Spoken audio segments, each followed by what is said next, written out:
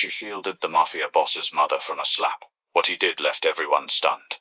The diamond ring left a scar. When Iris Dalton threw herself between a socialite's hand and a confused elderly woman's face, the blow landed on her instead. Hard enough to split skin. Hard enough to end her career. Hard enough to make her bleed on white marble in front of Manhattan's elite. She lost her job in that moment. Lost her only income. But what she didn't know was that the frail woman she'd shielded was someone's entire world. And Roman Cross, the man who controlled half the city's underground, was about to show everyone exactly what happened when you touched his mother. Iris saved a life that night. Roman was about to destroy dozens in return. And it would start with the woman who threw the punch. Hit subscribe because what happens in the next 48 hours will prove that protecting the wrong person's family can rewrite your entire world. The chandeliers of the Hartwell estate didn't just sparkle. They screamed money. Light refracted off crystal teardrops, casting dizzying rainbows over hundreds of guests swarming the ballroom.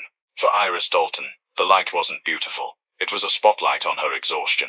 Iris adjusted the starched collar of her uniform, fingers trembling slightly. She'd been on her feet for 14 hours. The shoes the agency made her wear were a size too small, pinching her toes until they went numb. But she forced a smile. She had to. Her younger brother Liam needed his medication, and the rent on their crumbling apartment was 2 months overdue. Losing this gig wasn't an option. Champagne, a voice snapped. Iris pivoted, lowering her tray. Of course, sir. The man didn't look at her. None of them did. To the elite of New York's upper crust, the staff were moving furniture, necessary but invisible until they got in the way. Tonight was the engagement party for Vanessa Sterling and Preston Hartwell. It was the merger of two shipping empires, a union built on stocks and bonds rather than affection. Vanessa was holding court near the grand staircase, wearing a dress that cost more than Iris would earn in 10 lifetimes. Vanessa was beautiful in a sharp, predatory way, her laugh echoing shrilly above the orchestra. Iris moved toward the periphery of the room, collecting empty flutes. That was when she saw her.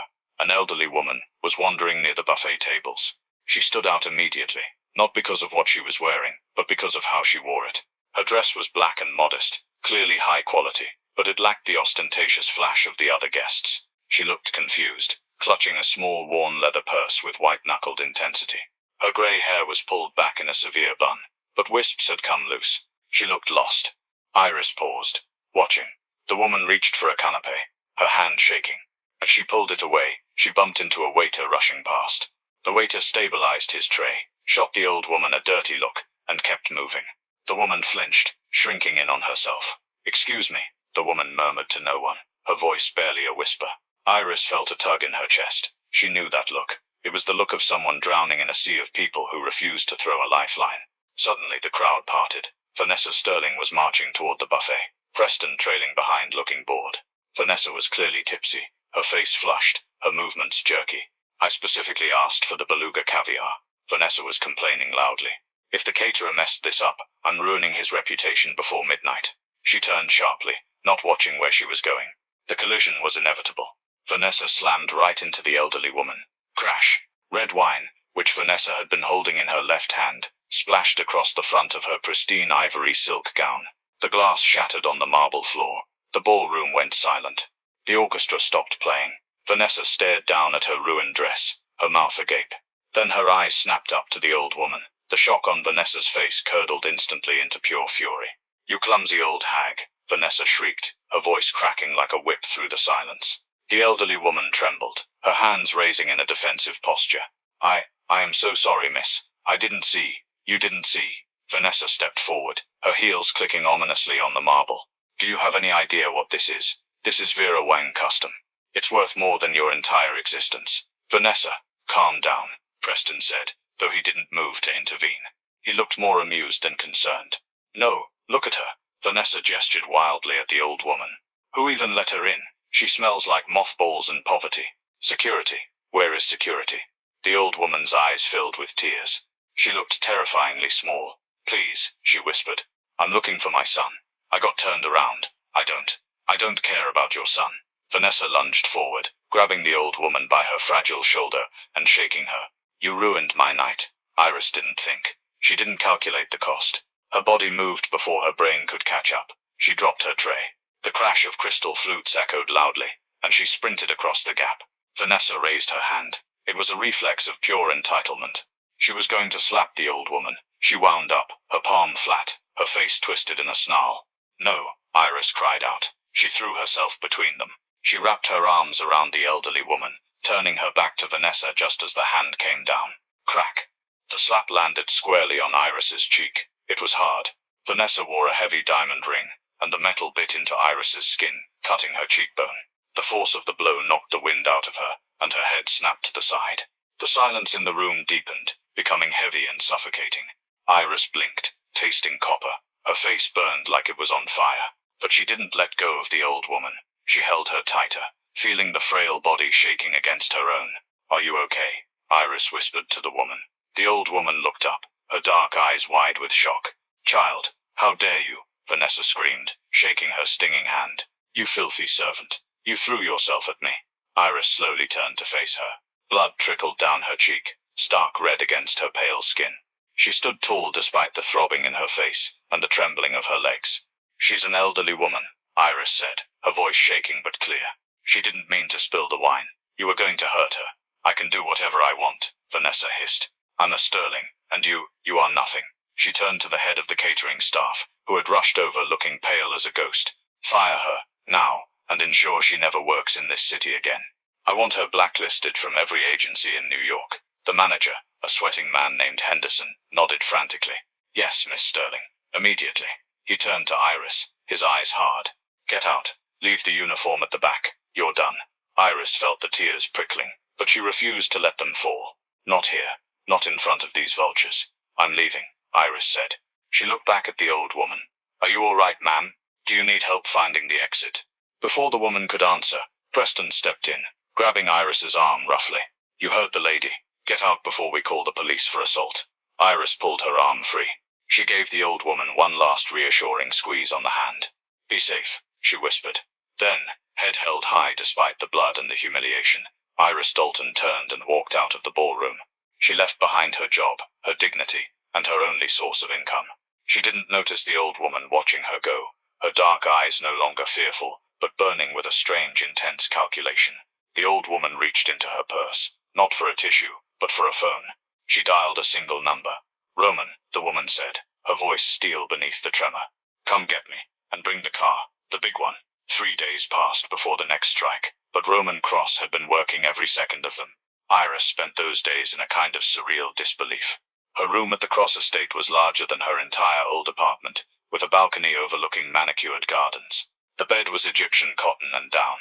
The bathroom had heated marble floors. It was beautiful, terrifying, and felt like a cage made of silk.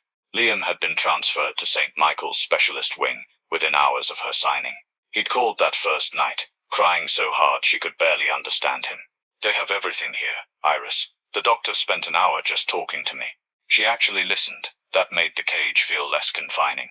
Iris spent her days with Elena Cross. The older woman wasn't cold or imperious. She was lonely, trapped by her son's world and his overprotective nature. They drank tea in the solarium, arranged flowers, talked about everything and nothing. Elena told stories about growing up in southern Italy, making pasta by hand with her grandmother, the smell of lemon trees in summer. "I miss the simplicity," Elena said one afternoon, fingers gentle on white rose petals. "Before all this, before the money, and the fear, and the men with guns in my hallway." While the estate was peaceful, Iris could feel the storm brewing beneath the surface. Roman was rarely seen, a shadow moving through the house late at night. When she did see him, it was fleeting. He'd appear in doorways, check on his mother in rapid Italian, and disappear. His eyes would flicker to Iris for the briefest moment, unreadable, assessing, then he'd be gone. She didn't know what he was planning, but she could feel it building like pressure before a storm. The first strike happened on Tuesday. Iris was in the library with Elena, reading aloud, when the heavy oak doors opened. Roman walked in dressed in a sharp three-piece suit that made him look like a shark in human clothing. "Turn on the television," he said. Elena clicked on the news. Special report on the Financial Channel. The headline screamed, "Sterling shipping stock plummets amid fraud allegations." Iris gasped, covering her mouth.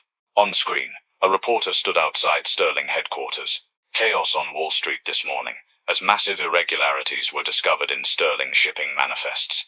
An anonymous tip led federal investigators to uncover millions in unpaid tariffs and ghost ships. The stock has dropped 40% in the last hour. Trading suspended. The screen cut to Preston Hartwell, pushing past paparazzi, sweaty and terrified.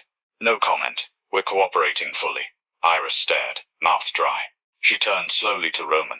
He was watching with a face carved from marble, swirling scotch with deliberate movements. You did this? Iris asked, voice barely audible. Roman looked at her, eyes cold, calculating, devoid of remorse. I didn't do anything.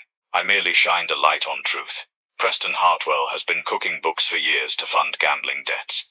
I just made sure SEC found the right ledger. But Vanessa, watch, Roman commanded. The news cut to live feed from charity gala at Plaza Hotel. Luncheon, Vanessa had been promoting all week. Camera zoomed on ballroom. Vanessa at podium in pink, trying to give speech about women's empowerment. Suddenly, two men in windbreakers with FBI on back walked onto stage. Audio fuzzy, but image crystal clear. Crowd gasped. Vanessa looked confused, then furious. Pointed finger at agents, mouth moving in clear scream. One agent calmly took her wrist, spun her around, cuffed her. Oh my God, Elena whispered, crossing herself. They're arresting her. Obstruction of justice, Roman said, sipping scotch. And complicity in wire fraud. Her fiancé used her personal accounts to hide money. Forged her signature. She didn't know too stupid to understand forensic accounting, but law doesn't care. Intent isn't required for complicity. On screen, Vanessa screaming, mascara running in black streaks, marched off stage in front of New York's elite. Cameras flashed. The woman who'd called Iris nothing 3 days ago was now paraded in handcuffs in front of everyone who mattered. The engagement party had been her peak. This was the trench. Iris felt a mix of shock and something darker. Guilty, vicious satisfaction. Is this the end of it? She asked. Roman turned to her, set down glass, walked over, placed hand on back of her chair, leaned down so face was inches from hers. Smell of him intoxicating, sandalwood and gunpowder, and something darker that made pulse race. The end. Roman chuckled darkly. Iris, this is the prologue. Vanessa took your dignity. I took her reputation. Next I take their legacy. Seems cruel, Iris whispered, looking at crying woman on screen. Roman studied her face. Cruelty is matter of perspective. She would have let you starve, would have let your brother die, for lack of medicine, because you bruised her ego. I am not cruel, Iris. I am just. He walked toward door, paused. Get dressed, not uniform. Wear something elegant. Package on your bed. Where are we going? Roman looked back, smiled, terrifying, beautiful thing. Sterling's holding emergency board meeting at Plaza tonight. They're going to try selling assets to cover debt, avoid bankruptcy. I am the buyer, and I want you there when I buy the roof out from over their heads. The dress was midnight blue silk that caught light like water. When Iris put it on, looked in mirror, didn't recognize woman staring back. Didn't look like maid anymore. Looked like she belonged in Roman's world. Found him waiting in foyer, dressed in tuxedo. When his eyes traveled over her, something flickered in icy depths. Approval, possession, something else she couldn't name. Perfect, he said quietly. Offered arm. Shall we? When they walked into Plaza lobby, air seemed to leave room. People stopped mid-conversation to stare. Roman radiated power like heat from forge. His presence alone made people step aside. They took private elevator to penthouse suite where meeting was held. Security guard at door, clipboard in hand. Private meeting. No entry. One of Roman's men, mountain of muscle named Luca, stepped forward, whispered something in guard's ear. Guard's face went pale. Immediately stepped aside, opened doors. Room filled with shouting men in expensive suits. Smoke hung heavy, despite no smoking policy. At head of table sat William Sterling, Vanessa's father. Looked like he'd aged decade in 3 days. Face grey, hands shaking as he gestured at spreadsheets. Vanessa there too, out on bail, sitting in corner with vodka. Eyes puffy and red, looked like ghost of herself. When doors opened, room went silent. Every head turned. Who the hell are you? William barked, standing. This is closed meeting. Roman walked in, footsteps echoing. Iris beside him, head high, despite hammering heart. I am the reason you are all here. Vanessa looked up, eyes narrowed, then widened in disbelief as she recognized Iris. You, the maid? You brought the maid? Turned to father, voice rising hysterically. Daddy, that's the girl, the one who assaulted me. Get her out. Sit down, Vanessa, Roman said. Didn't shout. Didn't raise voice, but command in those words cracked like whip. Vanessa took step toward him, fury contorting face. You don't tell me. Roman turned gaze on her, didn't move, didn't touch, Simply looked at her with such cold, absolute intensity, she faltered mid-sentence, took step back, sank into chair. Roman turned attention to William, dismissing Vanessa as if she no longer existed. Mr. Sterling, I believe you're looking for liquidity injection to avoid bankruptcy tomorrow morning. William's face drained of color. Cross, you're the businessman, Roman corrected smoothly. I have purchased your outstanding debt from bank. All of it, $300 million, tossed folder onto table, slid down polished wood, stopped directly in front of William. You owe bank nothing. You owe me everything. What do you want? William whispered, sinking back into chair. I want the company. I want the fleet. I want the routes. And I want the estate. You can't have the estate, Vanessa screamed. That's my home. Roman turned gaze to her, slowly put arm around Iris's waist, pulling her flush against his side. Possessive, claiming gesture. Actually, I think it will make lovely summer home for Iris. She always did like the architecture, though staff will certainly need replacing. Vanessa gaped, mouth opening and closing.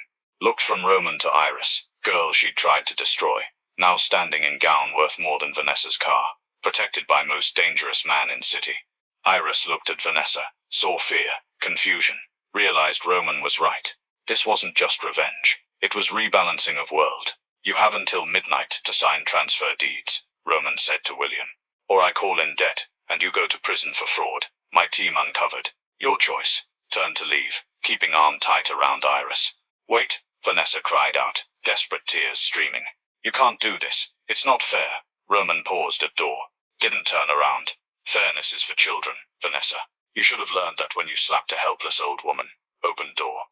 Come, Iris. Let's get dinner. I know place that serves excellent caviar. And they never spill. As doors closed behind them, muffling sounds of Sterling screaming at each other, Iris looked up at Roman.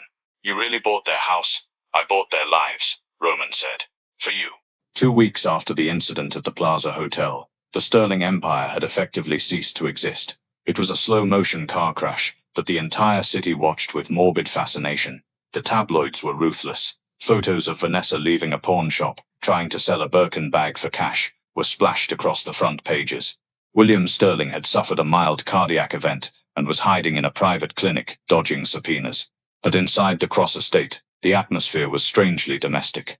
Iris was no longer just the girl who saved Elena. She was becoming something else. A fixture, a necessity. She sat in the solarium one afternoon, sun warming the stone floors. Liam sat across from her, looking healthier than he had in years. His cheeks had color, and he was laughing at a video on his new tablet. This place is awesome, Iris, Liam said, looking around at the lush greenery. The doctors here actually explain things to me. They don't just talk like I'm not there. I'm glad, Liam. Iris smiled, though a small knot of worry tightened in her stomach. You just focus on getting better. Mr. Cross came by yesterday, Liam said casually, biting into a sandwich. Iris froze. He did? Yeah, he brought me a chess set. Said a man needs to learn strategy. He played a game with me. He's really good, Iris. Beat me in 4 moves, but then he showed me how to stop it from happening again. Iris felt a flush rise to her cheeks. Roman Cross, the man who dissolved companies with a phone call, was playing chess with her teenage brother. It was confusing. It was dangerous, and it made her heart do a traitorous flip in her chest. Later that evening, Iris found Roman on the terrace. He was smoking a cigar, the smoke curling up into the night air. He wore a crisp white shirt with the sleeves rolled up, revealing forearms thick with muscle, and marked by faint jagged scars, reminders of a life Iris could barely imagine. You visited Liam, she said, stepping out of the shadows. Roman turned. His expression was unreadable as always. The boy has a sharp mind. It would be a waste to let it rot in a public school system that doesn't care. You've done so much, Iris said, moving to the railing beside him. The house, the medical bills, the protection. I feel like I'm taking advantage. You are not, Roman said abruptly. He turned to face her. You bring peace to this house, Iris. My mother hasn't smiled this much since my father died. That is worth more than money. He stepped closer. The air between them crackled with electricity. And you, Iris whispered, looking up at him. Do you smile? Roman reached out, his hand hovering near her face, before his fingers lightly traced the line of her jaw. The bruise from the ring was gone now, healed without a trace. But he touched the spot, as if he could still see it. I am learning, he murmured. His gaze dropped to her lips. Iris's breath hitched. She leaned in just an inch. Ring. The harsh sound of a cell phone shattered the moment. Roman pulled back instantly. the mask of the boss slamming back into place. He pulled his phone from his pocket, his eyes narrowing as he read the screen. "I have to take this," he said, his voice cold again.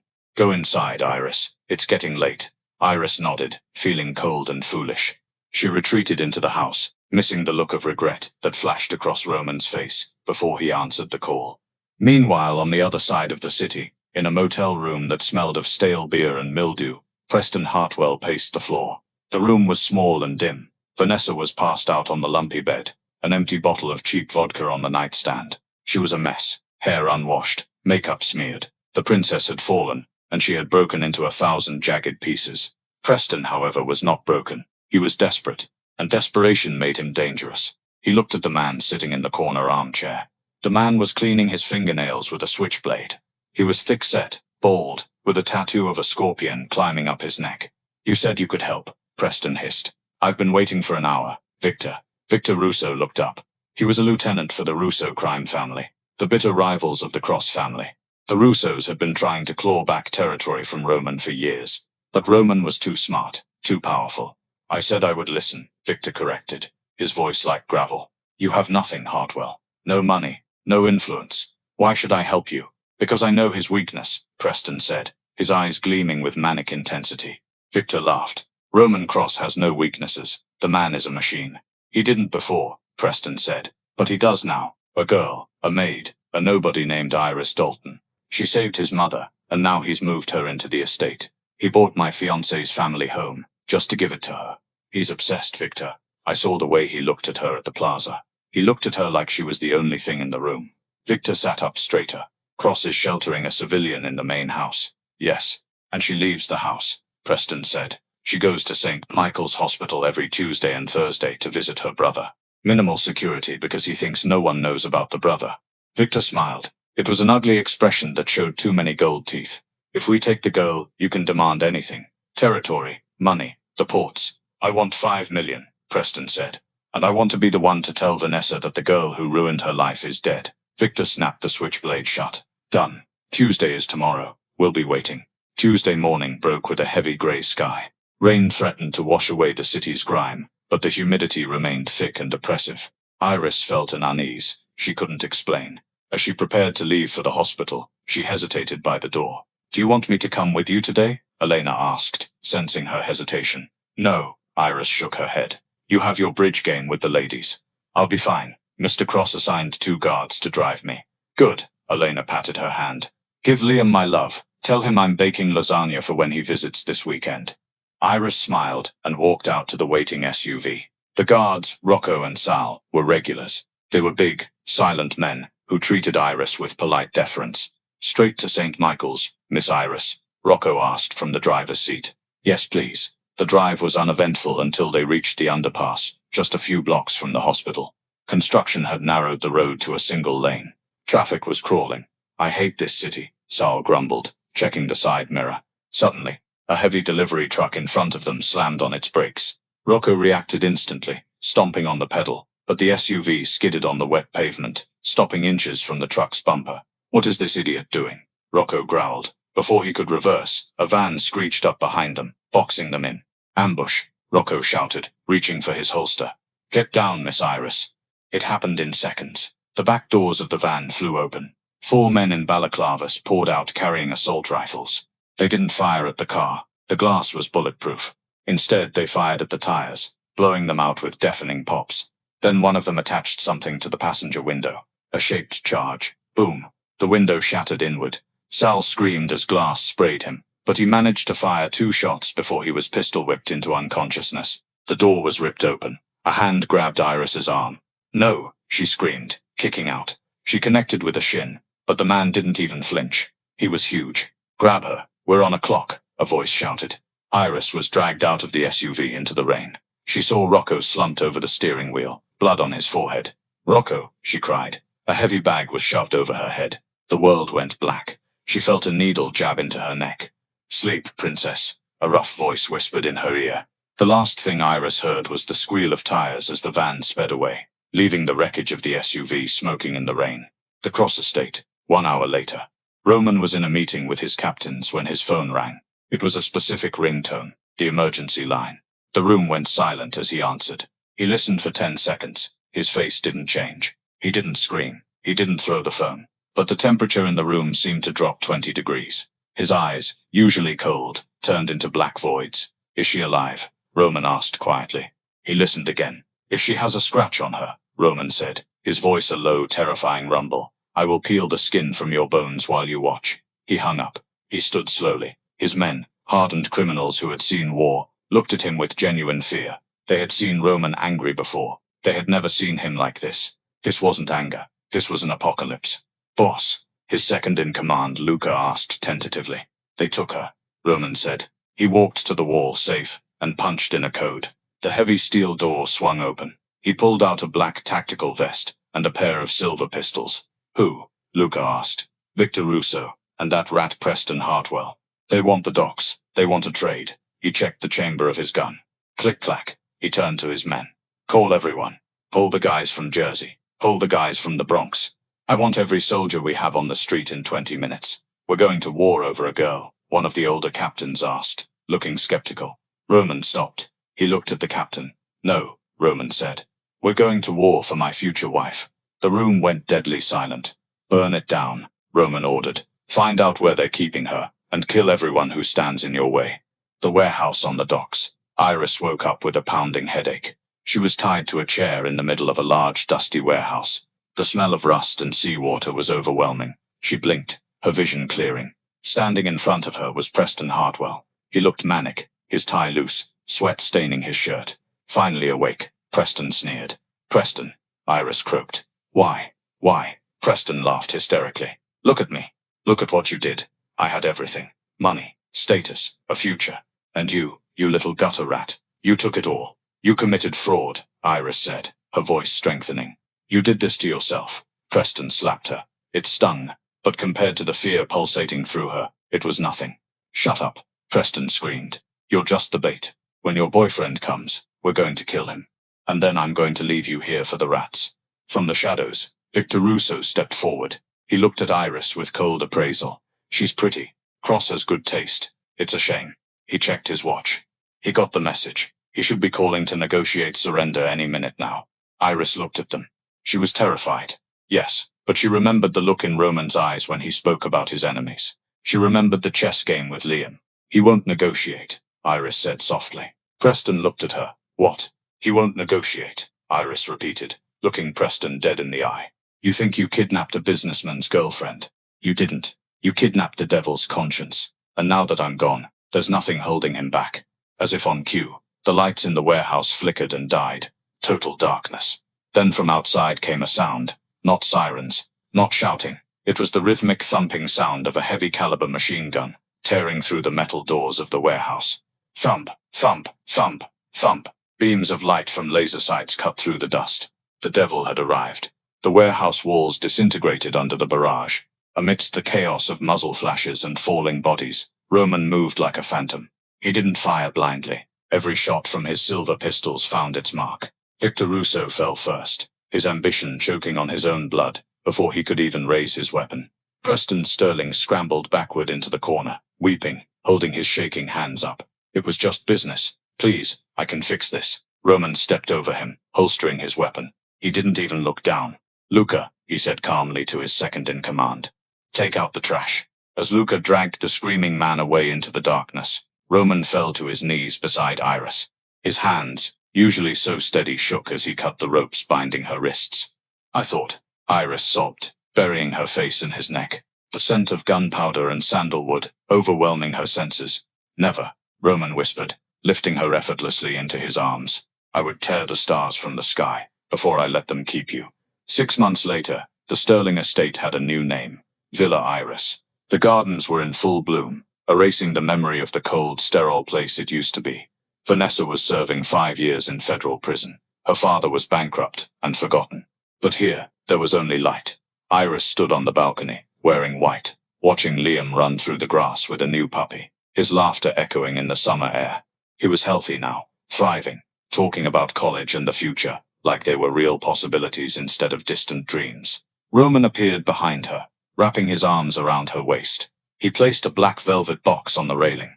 Inside sat a diamond, that made the ring Vanessa had used to cut Iris look like a toy. You saved my mother, Roman murmured, kissing the spot on her cheek where the bruise had once been. You saved my soul. Will you let me spend the rest of my life repaying that debt? Iris turned, tears of joy shining in her eyes. She didn't see a monster. She saw her protector, her king, the man who had burned the world down to keep her safe. Yes, she whispered, forever. Roman slid the ring onto her finger, and somewhere in the distance, Elena's laughter mixed with Liam's, carried on the summer breeze, through gardens that had once belonged to people who thought cruelty had no consequences. They had learned differently. In Roman's world, there were rules. You could steal, you could lie, you could cheat, and connive, and manipulate, but you never, ever touched his family. And Iris Dalton, the girl who had shielded an old woman from a slap, had become the most protected person in the entire city. Not because she was weak, but because she had shown strength when it mattered most. And Roman Cross rewarded loyalty with an empire. The wedding was small, intimate, held in the same gardens where Iris had once watched the sun rise on her new life. Elena cried tears of joy. Liam walked Iris down the aisle, his steps steady and strong. And when Roman kissed his bride, the entire organization understood that the balance of power had shifted. The man who had never shown weakness now had won. But anyone who thought that made him vulnerable would learn the same lesson the Sterlings had learned. You don't go after Roman Cross's weakness, because that weakness was protected by a love so fierce it could and would burn the entire world to ash. If this story moved you, smash that subscribe button and drop a comment. Do you think one act of courage really can change everything? Sometimes protecting the right person's family means gaining a family of your own.